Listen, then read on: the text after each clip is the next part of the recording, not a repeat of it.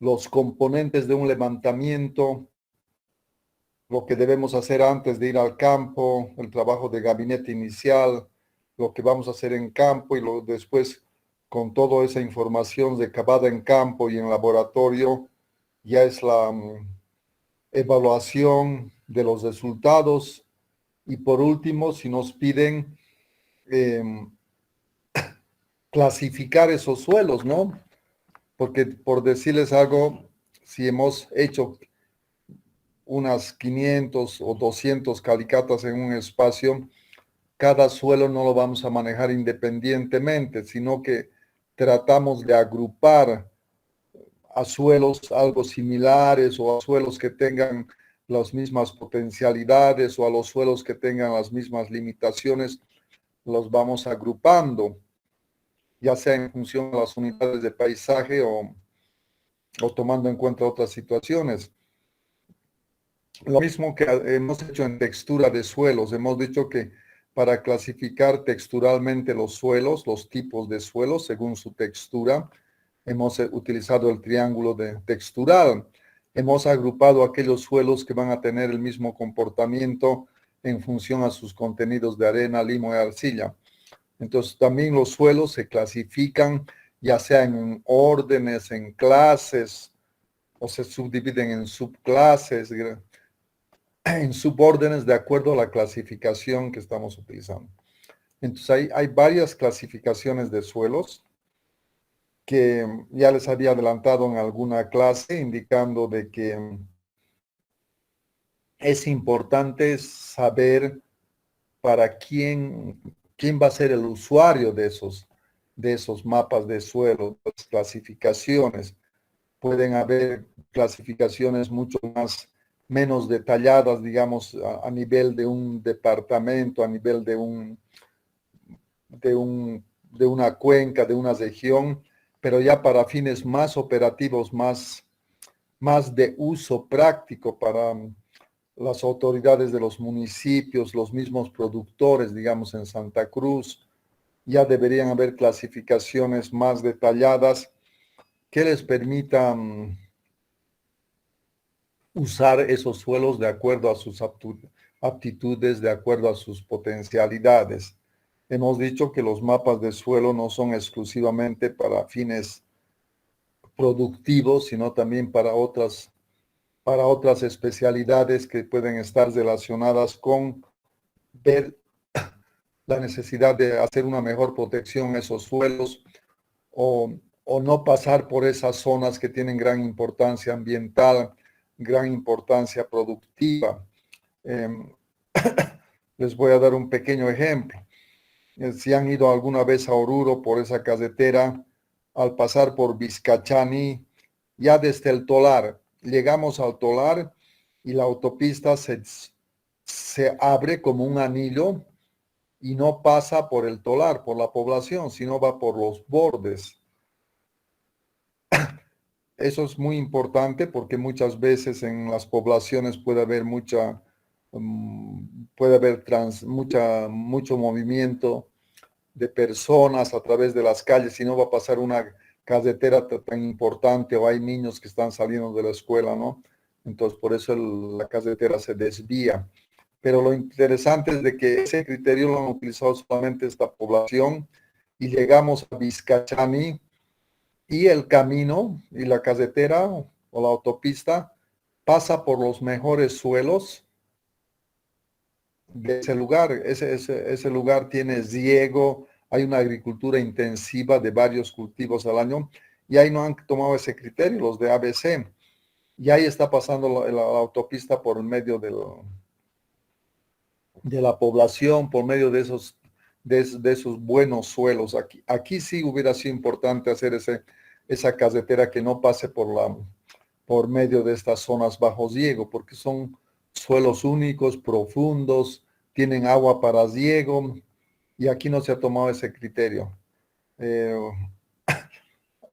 Con semestres pasados y cuando hubo un congreso de suelos, los estudiantes de la materia llevaron ese trabajo al congreso, ¿no?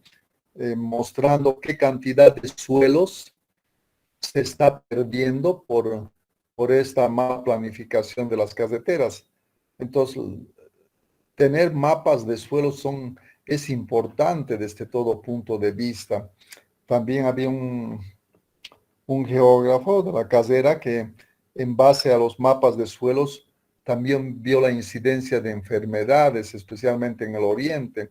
Ustedes saben que hay algunas enfermedades como el paludismo y estas últimas que relacionadas con picaduras de mosquitos que ha jugado un papel importante tener en cuenta esos mapas de suelos donde hay zonas donde el agua en la época más calurosa forma charcos, no se infiltra, hay estancamiento del agua en la superficie, hay los mosquitos pues están como en un caldo de cultivo y esto estaba relacionado con esto de las plagas de estas enfermedades, ¿no?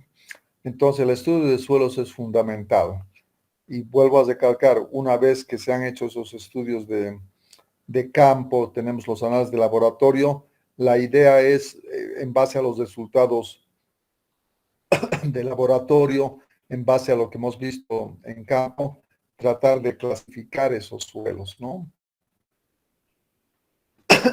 Entonces hay algunas clasificaciones vamos a decir, las principales, vamos a tratar de ver, y hay dos tipos de clasificaciones, ¿no? Las clasificaciones que se basan en criterios científicos, ¿ya? Y las clasificaciones utilitarias o técnicas. Esas clasificaciones con criterios científicos, ya su nombre lo está diciendo, son más que todo, utilizan criterios relacionados con utilización de algunos códigos, con utilización de algunos criterios relacionadas con una síntesis de las propiedades y relaciones que tiene el suelo, ¿no? Y que tienen ese carácter mucho más a nivel de planificación, más centrado a nivel de un departamento, de una región, mientras esas clasificaciones utilitarias permiten hacer clasificación de suelos más prácticas, vamos a decir, para los usuarios, más comprensibles, más digeribles, que entiendan fácilmente potencial, limitaciones, no sirve para esto concreto. Entonces, vamos a hablar de esos dos grupos centrales de las clasificaciones, ¿ya? Dentro de las clasificaciones científicas, vamos a ver que una de las clasificaciones más importantes es la de la Soil Taxonomy, y la FAO UNESCO, pero eso vamos a ver posteriormente, ¿ya? Pero esas clasificaciones científicas se basan más que todo en la taxonomía de suelos, que describe de manera concisa, de manera clara y en lo posible con ayuda de algunos prefijos, sufijos, las características del suelo, ¿no? Y para qué sirven, vamos a decir. Bien, esas clasificaciones científicas, primero vamos a hablar de las clasificaciones científicas. Ahí está la Soil Taxonomy y la clasificación de la FAO UNESCO. Dos clasificaciones que son muy utilizadas, más a ese nivel más de planificación, no con fines para el usuario, porque vamos a ver después de un momento sus características principales, y vamos a ver que no es fácil para los usuarios utilizar esa clasificación, pero más a nivel más central, desde regional, municipal, de una cuenca. Estas clasificaciones científicas son un requerimiento, vuelvo a recalcar, muchas veces eh, los organismos internacionales eh, condicionan, ¿no? Condicionan y nos dicen, el estudio de suelos tiene que ser clasificado con la Soil Taxonomy. O sea que ya nos dan condiciones, no podemos utilizar otra clasificación que no sea vamos a decir, de los que están apoyando financieramente estos estudios a nivel de una zona, de una región, de una cuenca o de un departamento. ¿Cuáles son las ventajas de estas clasificaciones científicas? Se basan en caracteres intrínsecos de los suelos, o sea, en propiedades que están ahí. Ya no hay nada subjetivo, vamos a decir. Está claramente ahí, nos dice, este suelo tiene tanto de estas características, estas propiedades químicas, y hay llaves, ¿no? Claves que nos permiten ir avanzando y nos van diciendo que si este suelo presenta un horizonte de este color, tiene que ser de este UE, de este croma, tiene que tener este espesor o tiene que tener este pH o tiene que tener este horizonte, un molisol. Así nos dice claramente qué características tiene que tener. Entonces, no hay cosas subjetivas. No puede ser que si yo tengo análisis de laboratorio, una persona llega a decir este es un horizonte mólico y otro diga que es un horizonte ócrico, por decir. Ay, no hay dónde perderse porque se basa en esas características intrínsecas del suelo. Tienen mayor vigencia en el tiempo. Eso es un aspecto muy importante porque algunos factores y algunos procesos que intervienen en la formación del suelo hacen que esas propiedades, esas características como color, vamos a decir, o estructura, no cambien tan fácilmente, especialmente en los horizontes inferiores, ¿no? Entonces, eso que no cambia fácilmente es importante porque si, ya les decía, cuando hemos hablado de las sales, por ejemplo, en el suelo, si yo voy en la época seca del año, puede ser que yo encuentre más sales en el suelo, y si voy en una época húmeda, puede ser que ese suelo no tenga muchas sales, ¿no?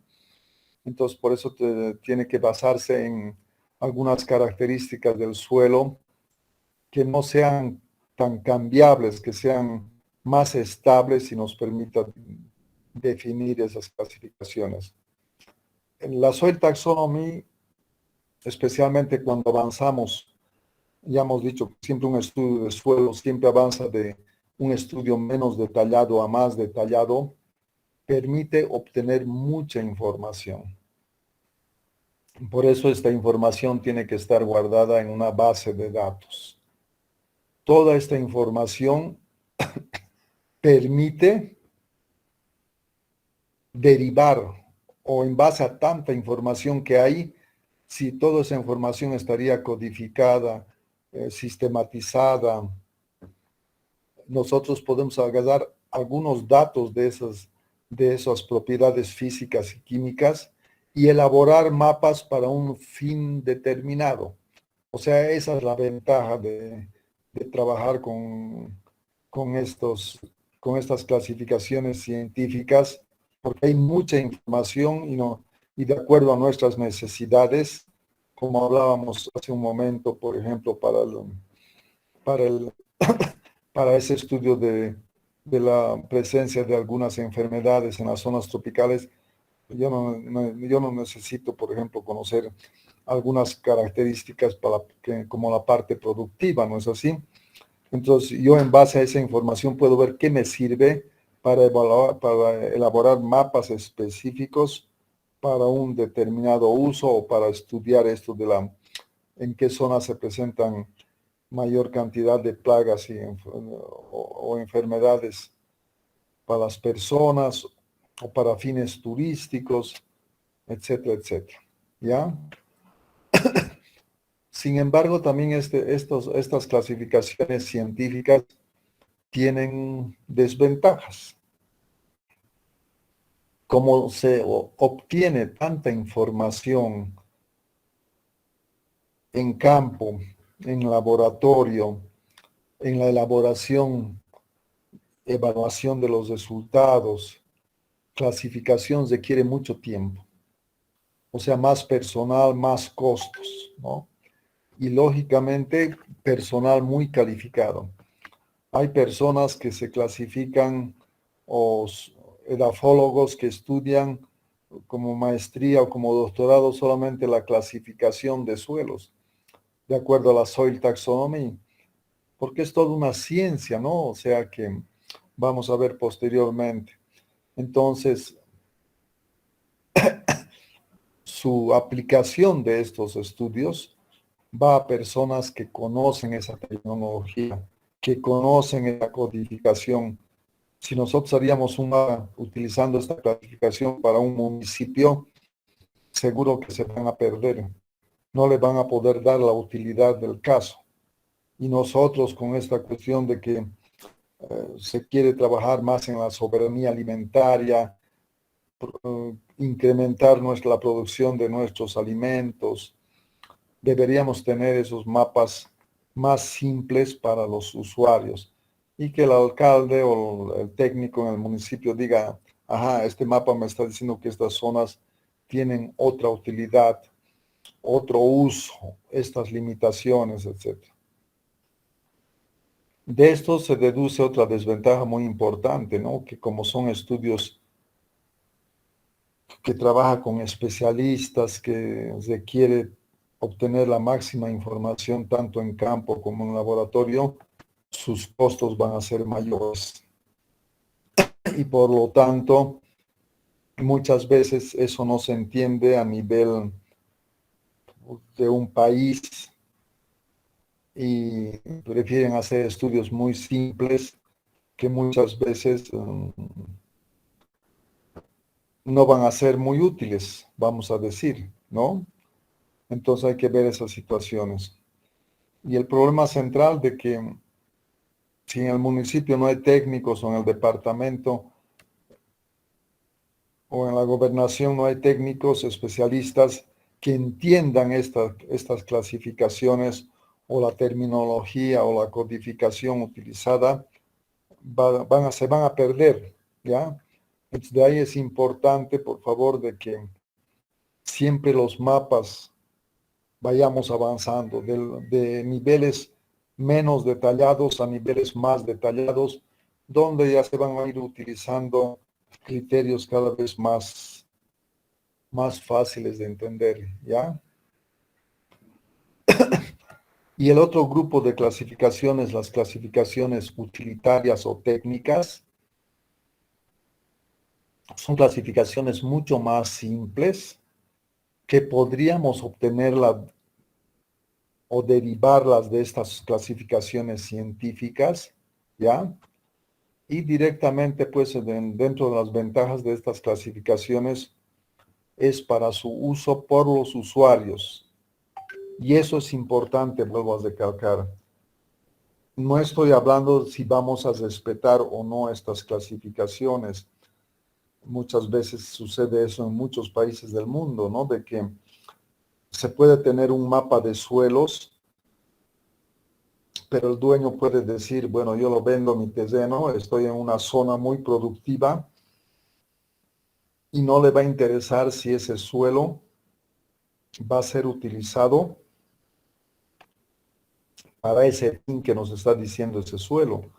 Puede ser que una persona que ha comprado ese terreno le dé otro uso a ese suelo. O si no va a respetar la, la suelo. Con eso quiero decirles, por favor, eso quiero que entiendan.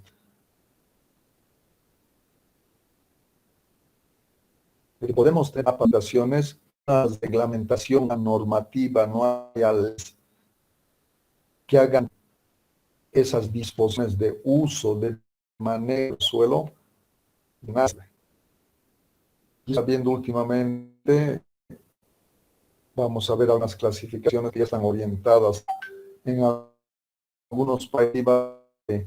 Estos no se tiene que sí usar la aptitud, porque habíamos dicho en las primeras clases introductorias, cada vez tenemos más población, el avance del deterioro de los naturales, antrópicas, cada vez menos suelos aptos y más poblacional. Eso hay que tomar en cuenta.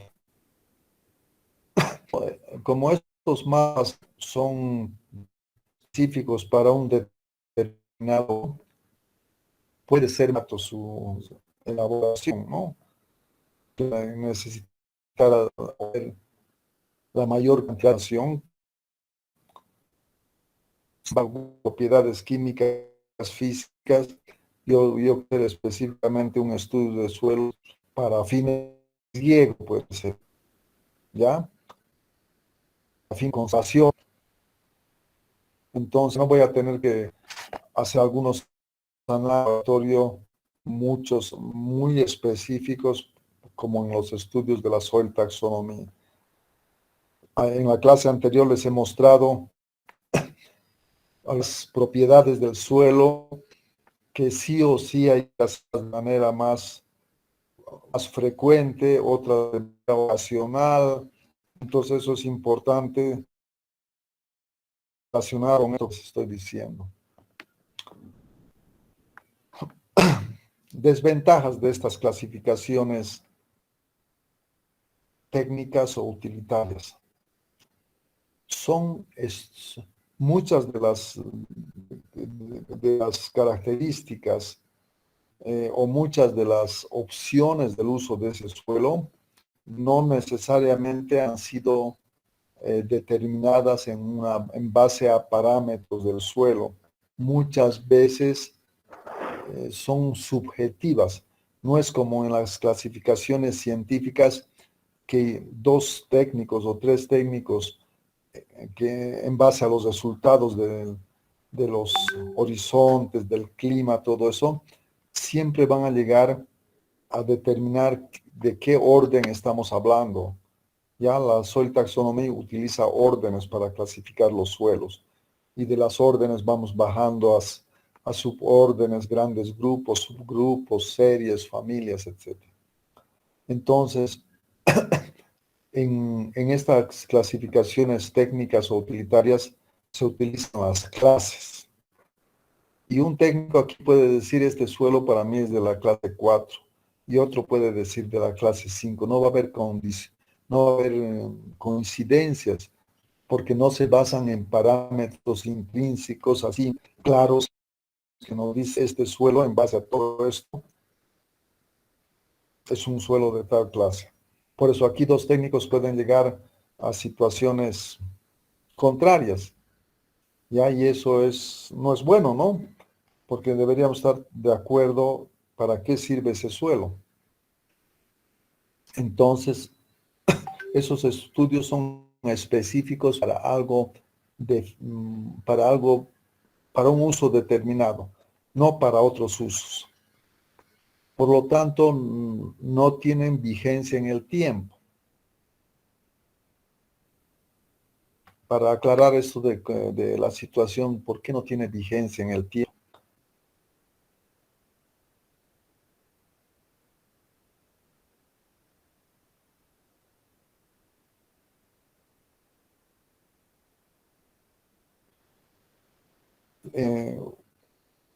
En la clasificación de aptivo, con estas clasificaciones técnicas y utilitarias, y había suelos que estaban clasificados que no son aptos para riego, porque antes ¿cómo se llegaba antes? O en melgas, ¿no? El agua se dejaba correr por gravedad en la superficie del suelo. Entonces, para tal fin, necesitábamos que la zona sea plana, o sea, nivelada, vamos a decir, para agua cosa por la superficie del suelo. Clases de esos suelos han quedado obsoletos. Por ejemplo, los suelos de la clase 5 o 6, que en esos mapas, como les digo, eran suelos no aptos, actualmente se pueden llegar. ¿Por qué razón? Porque han cambiado las tecnologías, los métodos de riego. ya no necesitamos llevar el agua por la superficie del suelo y que vaya avanzando. Ahora se simula lluvias o se lleva el agua por tubitos, por cañerías, por mangueras que tienen huequitos cada cierta distancia y ahí están plantados los árboles cerca de esos huequitos para que le vaya suministrando agua. Suelos dependientes que antes no se podían utilizar con esos métodos de riego donde el agua tenía que correr, actualmente se pueden regar en pendientes pronunciadas, simulando la lluvia. Entonces, como verán, estos mapas utilitarios o técnicos pueden ir cambiando de acuerdo al avance de la tecnología, de nuevos métodos, ¿ya? Como se tiene poca información o se tiene información específica para un uso determinado, o sea, ya viene en los términos de referencia, queremos un mapa para fines de ver la fertilidad de los suelos, o para caña de azúcar, o para palma aceitera, o para riego. Entonces, los técnicos se abocan a esos parámetros específicos para esos fines. No abarcan los otros criterios que hay en la Soil Taxonomy o en la FAO UNESCO. Por eso dice que en base a ese mapa específico para fines de riego no voy a poder hacer un mapa para fines de turismo, por ejemplo. O sea, difícil, ¿no? Porque no hay la información suficiente. Y en esa tabla está lo que hemos dicho, ¿no? O sea, las ventajas y las desventajas de las dos principales grupos de clasificación que se manejan a nivel mundial, dice, ¿no? Bien, un poquito de historia de esto de las clasificaciones de suelos. Bueno, el ser humano, los investigadores, los profesionales siempre han tratado de establecer bases para una clasificación de suelos. O sea, no manejar los suelos así sueltos. Vuelvo a recalcar en este ejemplo muy claro de la textura de suelos, con ayuda del triángulo de pendientes. Hemos agrupado suelos que van a tener más o menos la misma.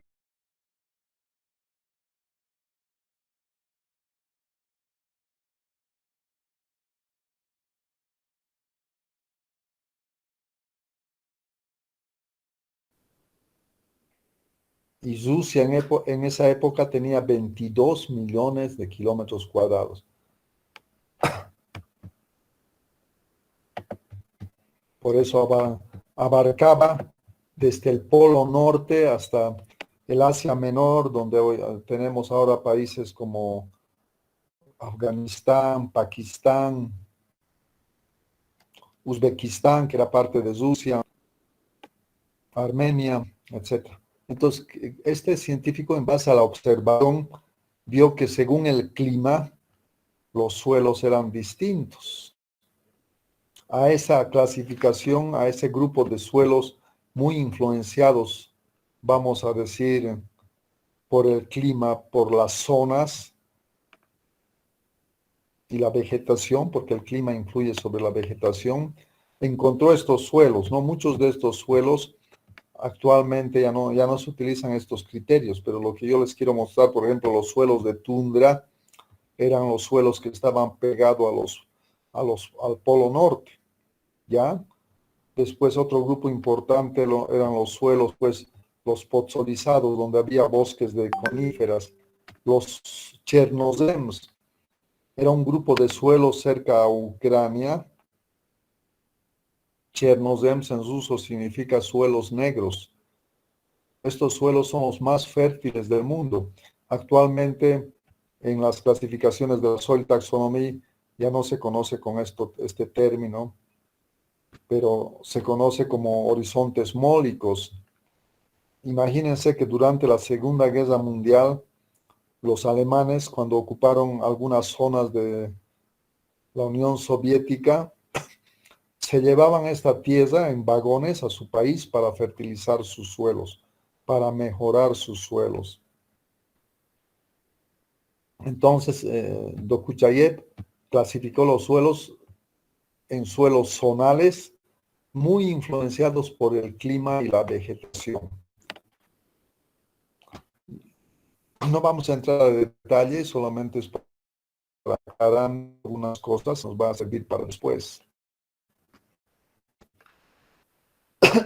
Imagínense, hemos hablado de suelos zonales, ¿no?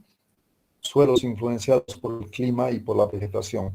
Pero también él encontró otro grupo de suelos, los intrazonales, que podían estar ubicadas en una latitud X, pero que por las condiciones de algunos factores locales muy predominantes, como puede ser la topografía o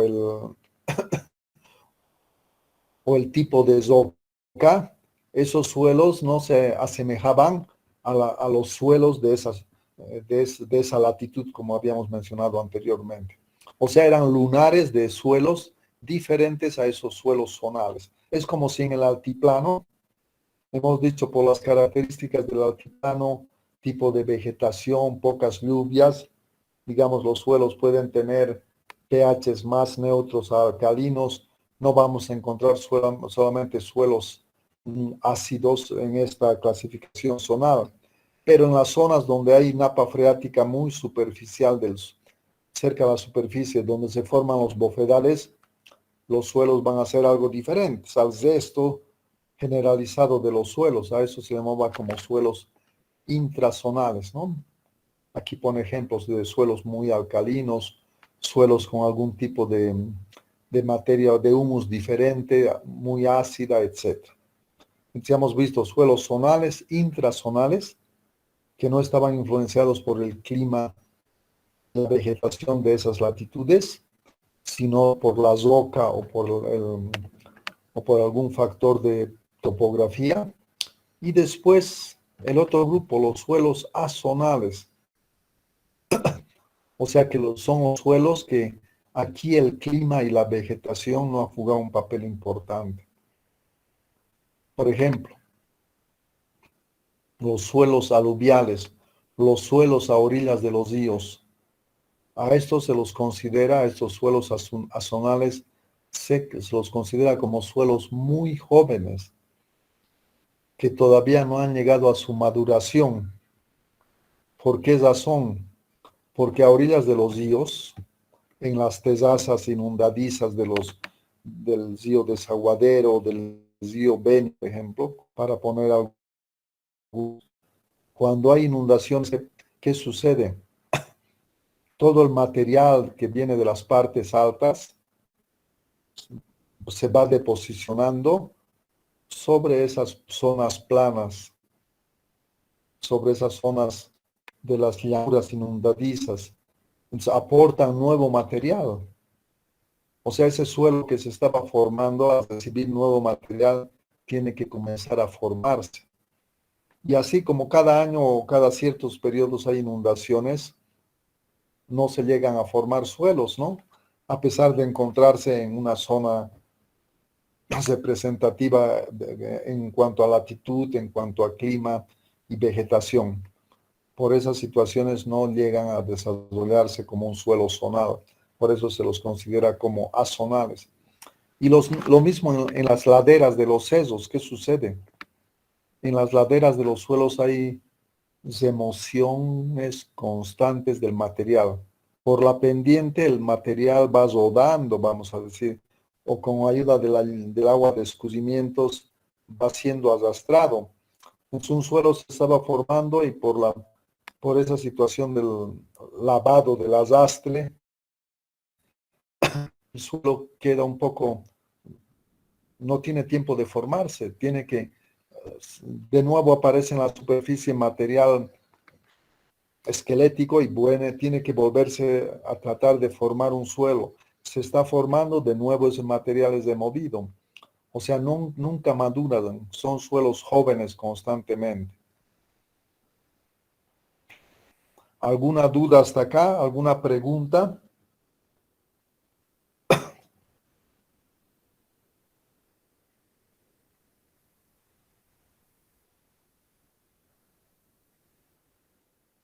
De momento ninguna, doctor.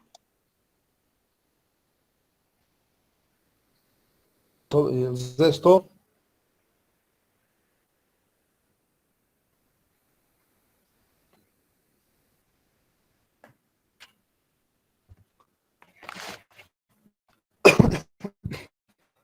Después ha habido otros autores que han ido creando nuevos sistemas de clasificación de suelos, ¿ya?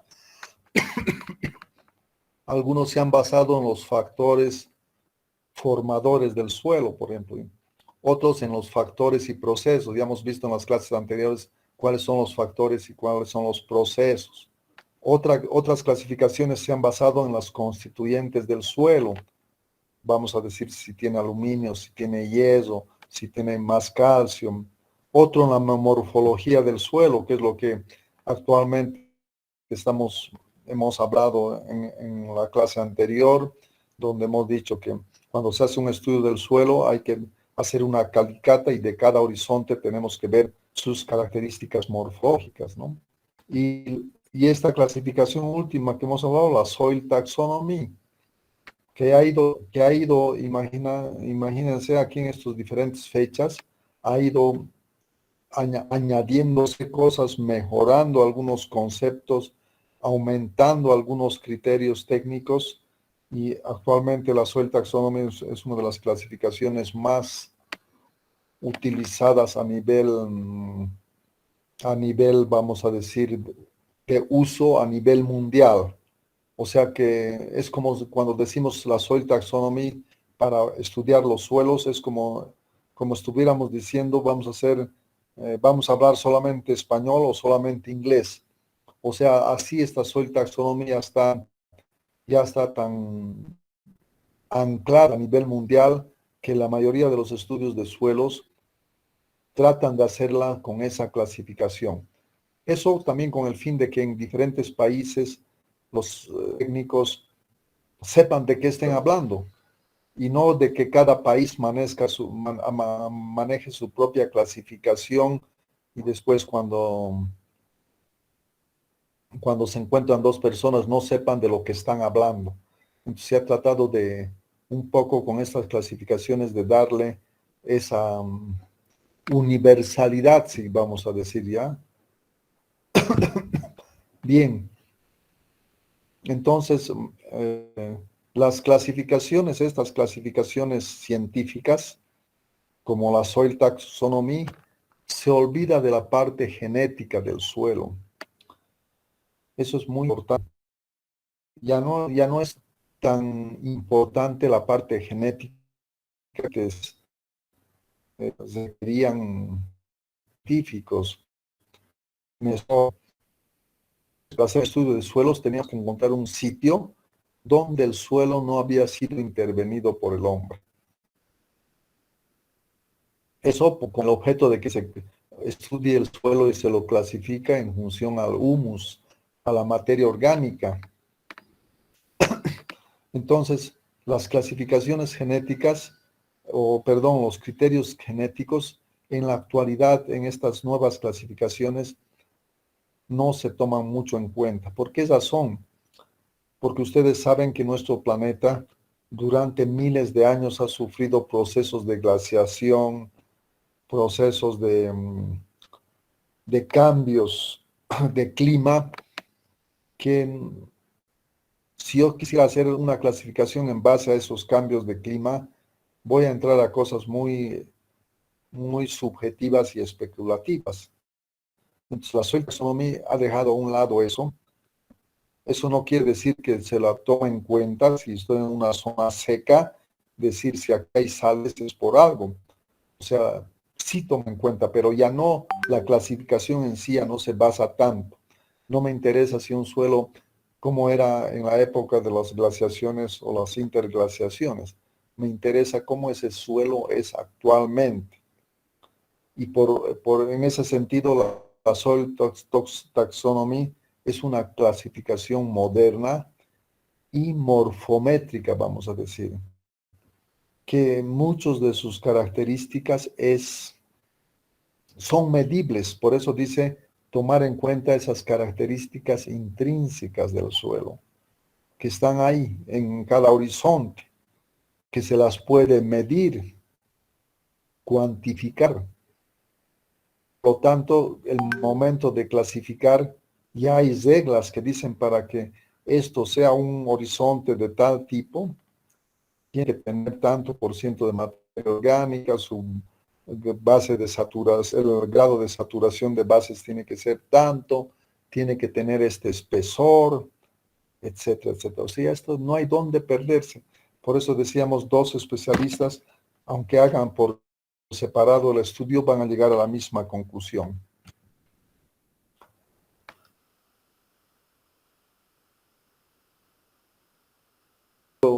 Llegar a esa concepción cuantitativa, por favor. Y la Soil Taxonomy ya no toma en cuenta esos aspectos como factores de formación del suelo, digamos el clima, ¿no? Porque los suelos han cambiado tanto, el clima ha variado tanto, que la Soil Taxonomy se basa exclusivamente en esos parámetros del suelo cuantitativos.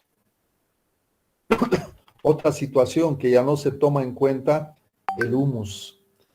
Les había dicho que antes era necesario buscarse un suelo que no había sido intervenido porque se quería tener el humus en base a su vegetación natural, en base a su vegetación nativa, pero ahora con la ampliación de la frontera agrícola, la mezcla de los horizontes, ya no podemos pues considerar estos aspectos del humus. Y otro aspecto importante, que aquí nos hemos olvidado si es un suelo cultivado o no cultivado, porque también al cultivar el suelo hemos mezclado horizontes y por lo tanto considera esas situaciones actuales en las que se encuentran en la realidad. ¿Cuáles son las ventajas de la Soil Taxonomy? Nosotros hemos hablado de los pediones, si se acuerdan. Hemos dicho que el pedión es un área dentro de la unidad de paisaje donde hacemos nuestra calicata, ¿ya? Donde hacemos la calicata. O el pedión, o también se conocen como los taxones, ¿no?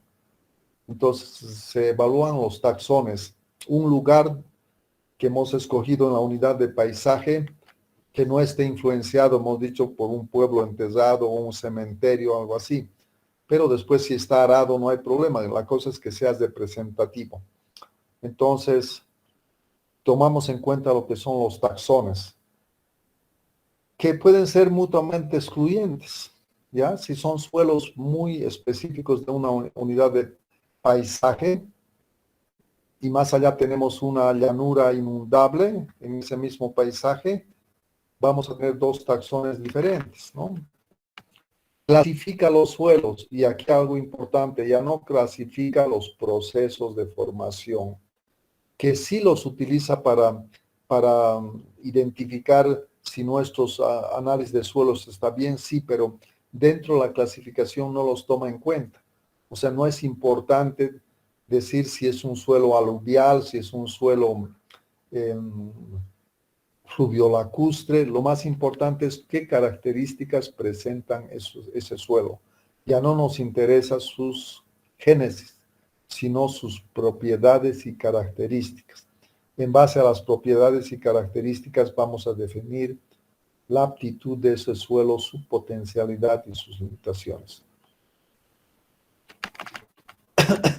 Distintas interpretaciones sobre la génesis de ese suelo no van a influir en su clasificación, porque yo voy a medir las características de ese suelo, no me interesa su origen, ¿ya? Y eso es muy importante, por favor. ¿De qué me sirve decir es un suelo lacustre si no conozco sus propiedades físico-químicas? Lo que va a definir el uso del suelo o su no uso o sus limitaciones es las características que presenta, no el origen de ese suelo. ¿Ya? Actualmente esta clasificación está tomando esas variaciones que ha ido sufriendo, esas mezclas que han ido sufriendo los horizontes del suelo en el tiempo. Se los ha arado, se ha cultivado cultivos con raíces más profundas, menos profundas, que han ido mezclando esas capas superficiales, ¿no? Y por lo tanto ya considera estas clasificaciones esos cambios. Si se acuerdan, les he dicho que, por ejemplo, el horizonte A, al horizonte A se le aumenta una letra P minúscula, que significa que son suelos que son arados, ¿no? Que son cultivados. Entonces ya no es necesario tomar en cuenta, encontrar suelos que son inalterados, que no están influenciados por el hombre. Actualmente todos los suelos son influenciados por el hombre. Difícilmente vamos a encontrar suelos vírgenes, vamos a decir. Estas clasificaciones consideran propiedades que van a tener mucha importancia desde el punto de vista de uso del suelo. La presencia de un horizonte endurecido, la presencia de agua cerca de la superficie del suelo que se toman en cuenta, nos va a ayudar a definir cómo vamos a utilizar esos suelos. Si la napa freática está muy cerca de la superficie, nos va a limitar su uso, ¿no es así? O si encontramos horizontes endurecidos, por eso considera qué propiedades tiene ese suelo.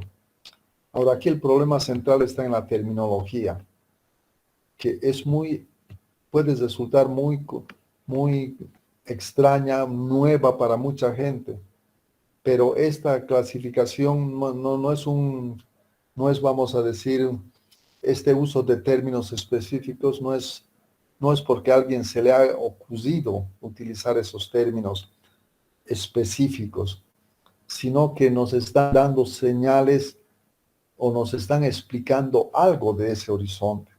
Entonces, al utilizar esas letras, esas palabras para denominar a los horizontes, es autoexplicativo, como vamos a ver posteriormente.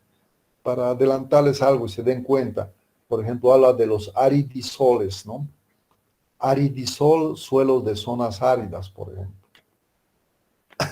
Molisoles, suelos que tienen horizonte mólico, con mucho humus. Oxisoles, suelos que tienen muchos óxidos de hierro, aluminio. Por eso dice que la terminología puede resultar extraña, pero no es un capricho, sino que es autoexplicativa. Nos está dando algunas señales de qué cosa estamos hablando. ¿Ya?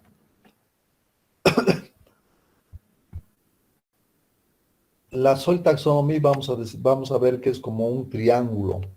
En la parte superior del triángulo tenemos las órdenes y cada vez se va subdividiendo en subórdenes, grandes grupos, subgrupos, series, familias, y cada vez en la base de nuestro triángulo vamos a tener más y más subunidades, pero todas son evaluadas con con el mismo nivel jerárquico, ¿ya? Y por lo tanto, en sus diferentes etapas pueden ser utilizadas de manera muy importante, tanto a nivel poco detallado como muy detallado. Es muy objetivo, hemos dicho, porque toda la información está cuantificada. ¿Qué criterios toma en cuenta la Soil Taxonomy para la clasificación de los suelos? Me voy a saltar esta partecita primero.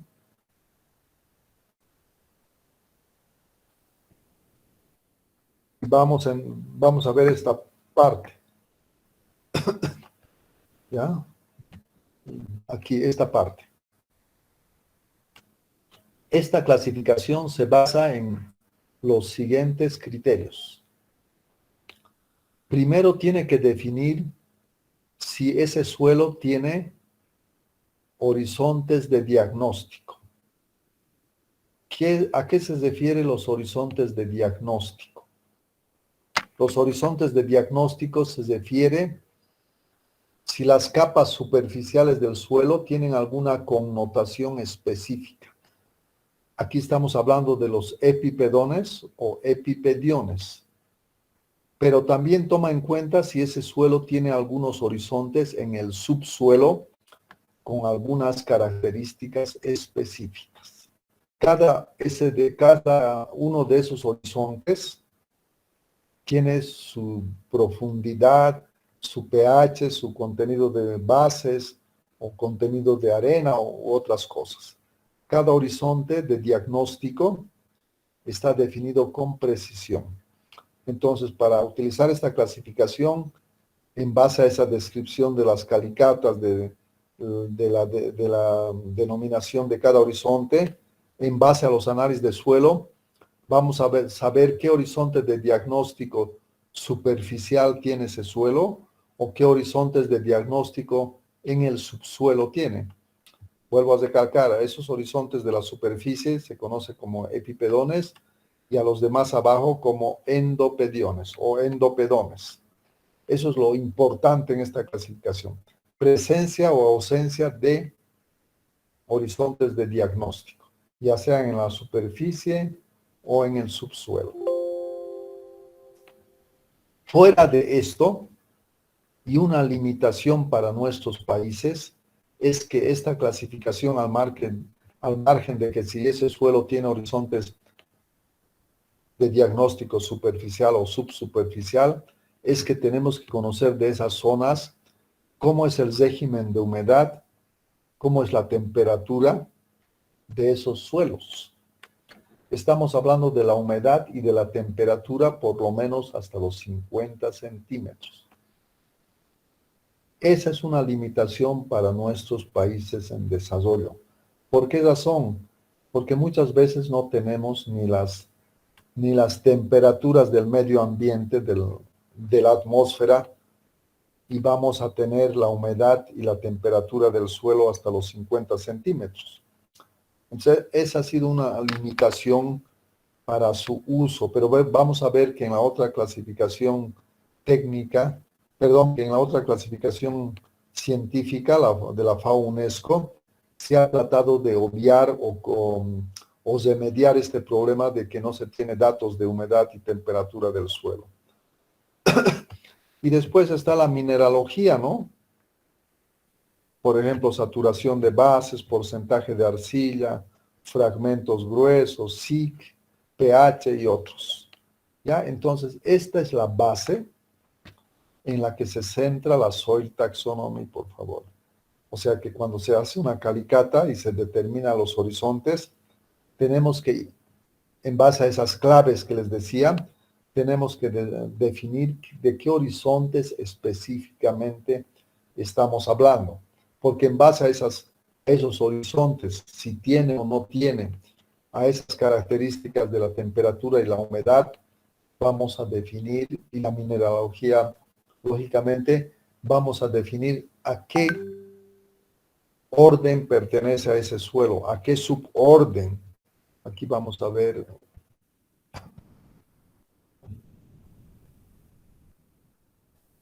Para que vayamos entendiendo, resulte tan complicado aquí. ¿Ya? Estos son los niveles jerárquicos de la Soil Taxonomy. Aquí arriba tenemos las órdenes. Las órdenes se dividen en subórdenes. Las subórdenes en grandes grupos, subgrupos, familia y serie. A medida que vamos avanzando hacia la base del triángulo, el estudio de suelos cada vez es más y más detallado. Aquí arriba, a este nivel jerárquico de categorías altas, se habla un poco, se da énfasis un poco a la génesis del suelo, y a medida que vamos bajando, vamos entrando más y más a las propiedades químicas, físicas y utilidad de ese suelo. Aquí a estos niveles es para fines de comparación, de comprensión, etc. Pero aquí abajo ya entramos a sus niveles de uso de esos suelos. Y para eso tenemos que tener más análisis de textura, SIC, pH, etc. Mientras aquí arriba es saber conocer si ese suelo tiene un horizonte de diagnóstico superficial o qué horizonte de diagnóstico subsuperficial tiene para clasificar a estos niveles. O sea, a niveles de la base, vamos a ver que cada vez tenemos objetivos de uso cada vez más prácticos y cada vez llegamos a una homogeneidad mucho más clara.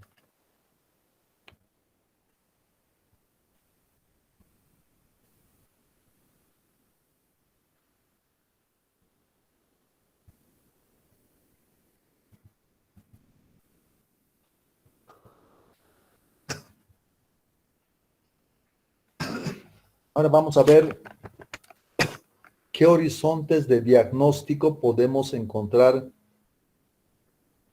en la Soil Taxonomy. O sea, cuando hablamos de esos horizontes de diagnóstico superficial, los epipedones o los epipediones, estamos hablando de los horizontes formados en la parte superficial del suelo. Se caracterizan por presentar un color relativamente más oscuro.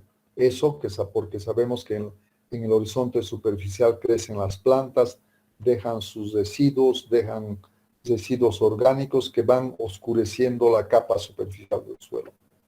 No necesariamente estamos hablando del horizonte A, puede incluir también el horizonte B, porque hemos dicho que parte del material de la capa superficial puede eluviarse, ¿no?, hacia los horizontes inferiores. O sea, puede también considerar el horizonte B, especialmente si está oscurecido por la materia orgánica.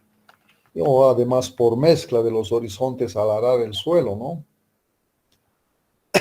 ¿Cuáles son esos horizontes de diagnóstico superficial? Uno es el horizonte mólico. Si pueden ver en esta fotografía la estructura de este suelo, gracias a la presencia de praderas nativas, por las raíces muy ramificadas, presenta un color muy oscuro gracias a la materia orgánica acumulada, ¿ya?, que le han dado varios centímetros de profundidad. Son suelos muy ricos. Ya estamos hablando aquí con buena estructura, color oscuro, saturado de bases. Aquí abajo pueden ver capas de calizas. Estos suelos se encuentran especialmente en zonas, han debido escuchar de las estepas, de las pampas argentinas, de las praderas americanas o las estepas rusas. Estos suelos son los mejores del mundo, vamos a decir, cuando presentan un horizonte mólico. Saturado de bases, más del 50%. El TBI tiene mucho calcio, magnesio y potasio. Aquí estamos viendo esos colores de calizas, ¿no?, carbonatos. Más de 18 centímetros o más de espesor. Nos estaba hablando del color del suelo, cómo tiene que ser el color del suelo en húmedo, en los contenidos de carbono, etcétera, etcétera. Entonces, como verán, este horizonte se llama mólico porque tiene que presentar ciertos parámetros para ser mólico. Aparte de los horizontes mólicos, tenemos los úmbricos. Estamos hablando de los horizontes de la superficie del suelo, de diagnóstico superficial. El úmbrico sigue teniendo materia orgánica, pero ya no en las cantidades como en el suelo, como en el mólico, como el horizonte mólico. Más este horizonte úmbrico se encuentra en zonas ácidas, en suelos ácidos. Pueden ser zonas más lluviosas, ¿no?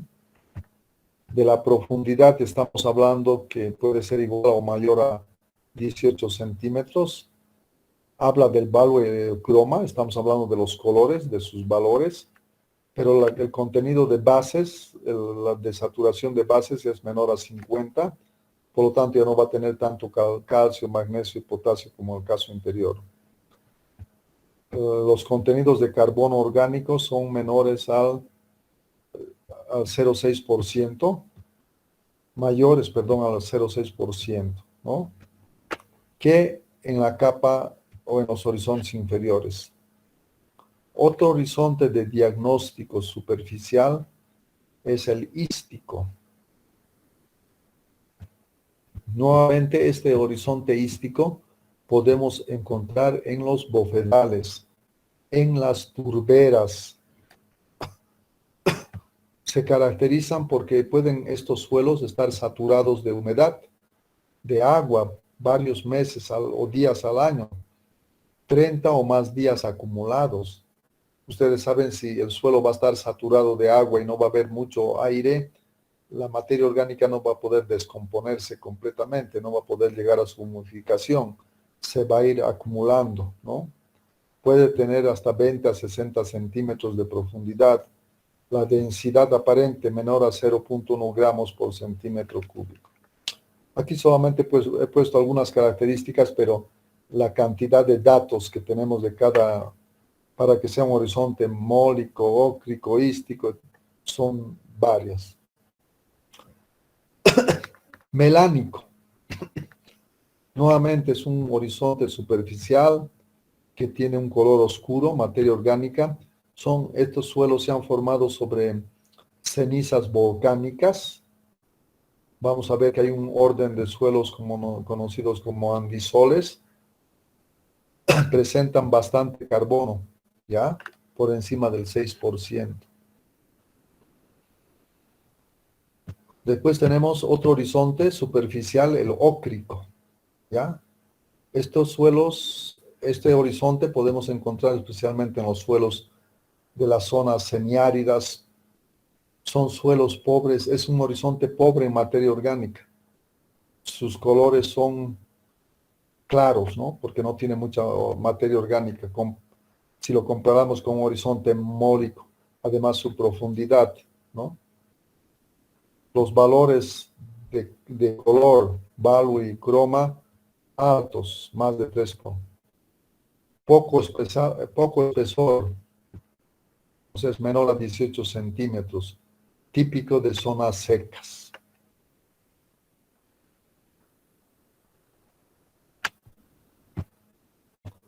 Otro horizonte de diagnóstico superficial es el folístico.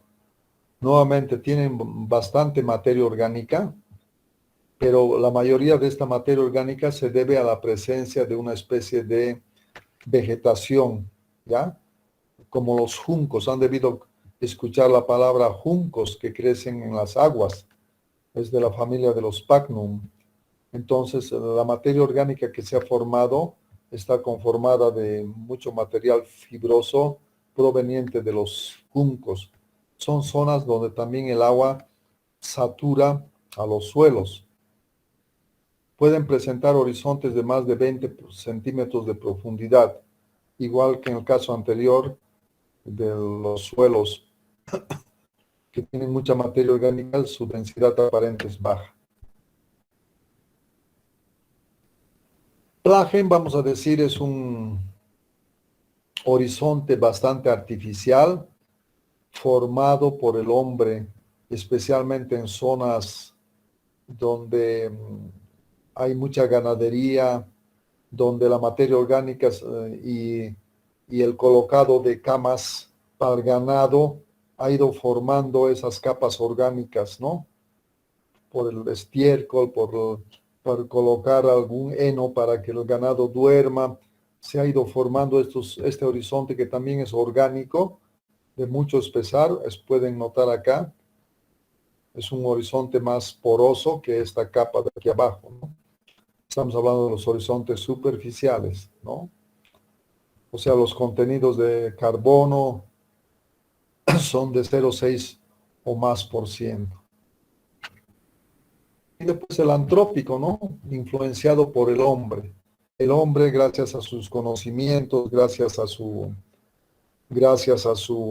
la aplicación de la tecnología, ha ido cambiando los horizontes del suelo, ha ido mejorándolos, ha ido incorporando más fósforo en los suelos, ¿no?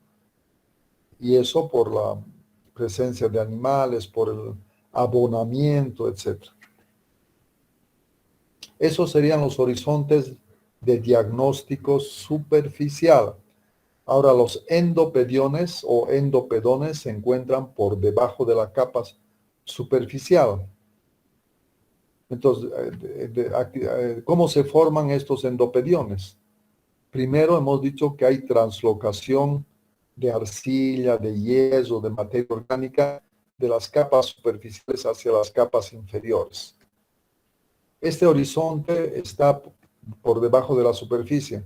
Puede ser el B, puede ser parte del A y todo el B, puede ser el E, puede ser el horizonte C. O sea, esos diferentes horizontes de diagnóstico inferior pueden encontrarse en esos horizontes. El cámbico. Estamos hablando de este horizonte. Es un horizonte que se ha formado de alteración. La zoca madre se ha ido alterando en el lugar, ¿ya?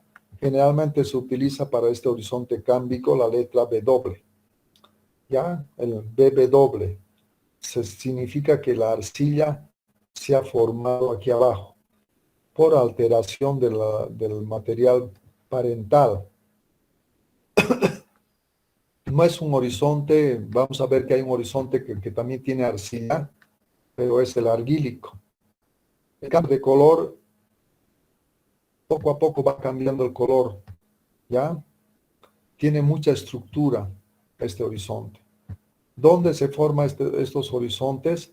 En aquellos lugares donde el suelo ha tenido opción de tener minerales primarios, los aluminosilicatos, y la arcilla se ha ido formando. En el altiplano boliviano podemos encontrar estos horizontes. En Viacha, por ejemplo, vamos a encontrar, va a ser un poquito más oscuro que la capa, que el horizonte de diagnóstico superficial, y tiene una estructura en bloques especialmente, ¿ya? Cálcico es un horizonte que se ha formado por la translocación del carbonato de calcio. El carbonato de calcio de la capa superficial se transforma en bicarbonato y como bicarbonato es más soluble y se mueve hacia las capas de abajo y ahí se vuelve a acumular. O sea, puede haber, si el horizonte tiene más de 15% de carbonato de calcio y tiene un espesor de 15 centímetros, estamos hablando de un horizonte cálcico. Petrocálcico, lo mismo que el caso anterior, pero que ese calcio se ha petrificado. Solamente me olvidaba aquí, ¿ya? Me olvidaba acá que se utiliza la letra K, ¿ya? La letra K se le añade a al horizonte B o al horizonte C, se aumenta la K. La K significa acumulación de carbonato de calcio. Cuando se ha petrificado, seguimos manteniendo la K, pero le aumentamos una letra M que significa que se ha cementado o que se ha masificado ese horizonte, que es muy compacto. Vuelvo a recalcar, los horizontes de diagnóstico inferior pueden estar en el B, pueden estar en el C, depende del clima, hasta qué profundidad se han podido trasladar esos componentes cálcicos, ¿no? Argílico es la eluviación de arcilla. Este horizonte de aquí arriba, como verán, ha perdido su color porque la arcilla ha sido lavada. Aquí se ha acumulado la arcilla por traslado. Aquí arriba ha habido eluviación y el lugar donde se ha acumulado la arcilla va a ser un horizonte de eluviación. Se ha enriquecido en arcilla. Para indicar que se ha acumulado arcilla, le ponemos la letra T, se utiliza la letra T. El porcentaje de arcilla tiene que ser mayor en 1.2 que a la capa superficial. Si aquí hay más arcilla en 1.2 o más, significa que ha habido iluviación, ¿ya? Y tiene que haber aquí más arcilla Aquí tiene que haber más arcilla que en la capa de abajo. Eso nos está indicando que este horizonte se ha enriquecido gracias a que ha habido lavado de arcilla. Entonces son los parámetros que utiliza. El gípsico, no vamos a hablar del glósico, es muy específico. El gípsico sí es acumulación de yeso. Y nuevamente, y para yeso utilizamos la Y, ¿ya? Y tiene que tener más de 15 centímetros de profundidad. El yeso, estamos hablando del sulfato de calcio. Antes hemos hablado del horizonte cálcico, que era carbonato de calcio. Cuando se acumula yeso, estamos hablando de sulfato de calcio. Pero ese yeso también se puede calcificar. Se puede petrificar. Ya se puede petrificar ese yeso por los años. Entonces ahí vamos a utilizar Y más la letra M, como ya conocemos anteriormente. Hipergípsicos si los contenidos de yeso en el subsuelo pueden ser mayores al 60%. Nátrico, acumulación de sodio. Generalmente el sodio puede ser, hemos dicho que el sodio primero dispersa la arcilla, ¿no ves? ¿Se acuerdan? Hemos dicho que destroza los agregados. En este horizonte nátrico tiene que tener un porcentaje de sodio mayor al 15% o más a profundidades mayores. Estructura prismática. ¿Cómo se va a denominar esos los horizontes? Con la arcilla dispersa también se va a lavar la arcilla. Entonces aquí tenemos una letra T que significa que ha habido eluviación de arcilla, además sodio. Sálico, estamos hablando de horizontes con alto contenido de sal. O sea que la conductividad eléctrica tiene que ser mayor a 30 decisiemens para denominarlo como suelo sálico. ¿Ya? Se utiliza la letra Z para las sales. Álbico significa horizontes eluviados de colores muy claros. Aquí ha habido lavado de materia orgánica, yeso, y para los horizontes álbicos se utiliza la letra Z. ¿Ya?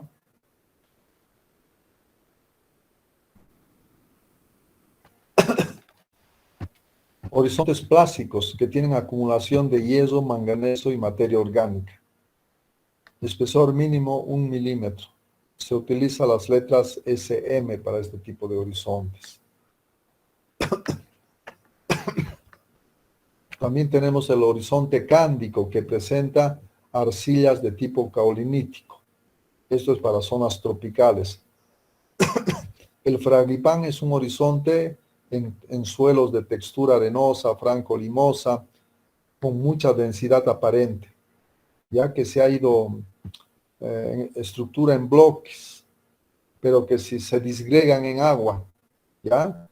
Utilizamos la X para determinar este tipo de horizontes.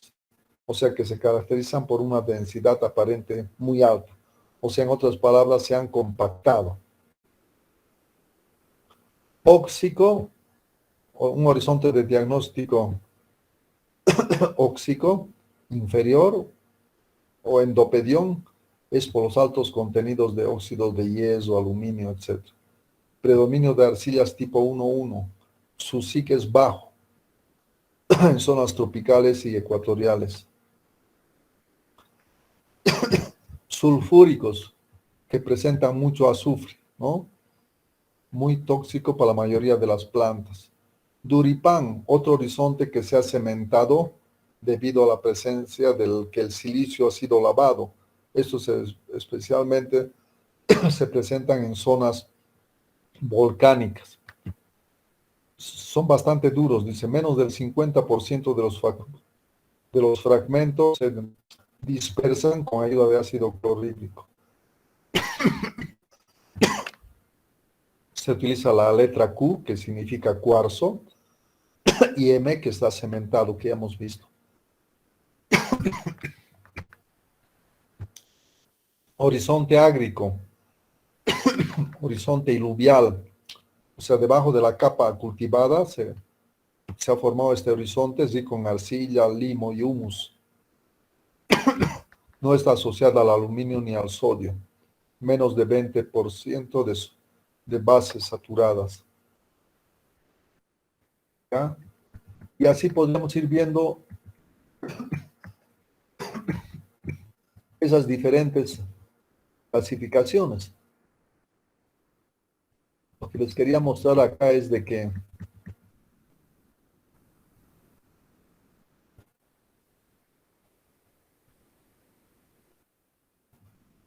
esta tabla, hemos visto hasta el momento qué horizontes superficiales pueden haber en el suelo, ¿ya? Y qué horizontes de diagnóstico inferior hay en el suelo. Y aquí están indicados donde con asteriscos, con diferentes asteriscos, si son 3, 2 o 1, en qué tipo de clima se puede presentar con más frecuencia. ¿Ya? Por ejemplo, el ócrico se puede presentar en un suelo árido, en una zona tropical húmeda, en templado húmedo o en un clima mediterráneo, por ejemplo. ¿Ya? Como verán, ócrico hemos dicho poca materia orgánica. Entonces, en los climas tropicales áridos se presenta con más frecuencia que una zona tropical húmeda. Éstico, con mucha materia orgánica, no vamos a encontrar en zonas secas, ¿no? Vamos a encontrar más en zonas de mucha altura, pero como verán, solamente es un asterisco. O sea, no es muy típico para zonas tropicales, mediterráneas, tropicales secas, etcétera. Es más típica para zonas de altura aquí en los Andes, ¿no? Y así sucesivamente podemos ver si es posible que que esos horizontes vamos a encontrar en una zona, en qué condiciones climáticas, ambientales hay posibilidades de que encontremos ese horizonte. Esta es una especie de tabla que nos ayuda en algo para ir definiendo dónde podríamos encontrar ese tipo en qué condiciones ambientales y climáticas podríamos encontrar ese, esos horizontes. Vuelvo a recalcar,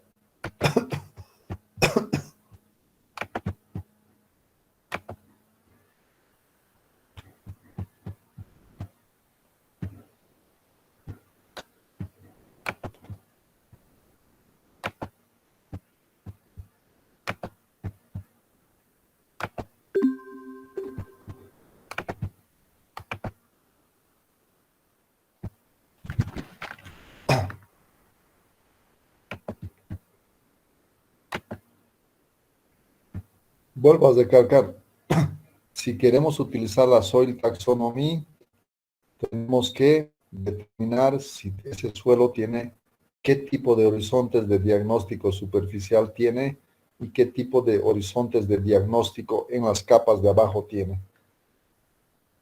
Eso nos va a ayudar para determinar qué suelo, a qué orden o suborden pertenece. Pero fuera de esto, hemos dicho también, nos tenemos que apoyar con los regímenes de humedad y de temperatura, que lo vamos a ver eso en la próxima clase. Hemos quedado el día miércoles el examen. Ayer a Griselda en la noche le he pasado ya los temas, los videos de lo avanzado en la parte química, por favor. No sé si tienen alguna duda de la parte química para el día del miércoles. El examen va a ser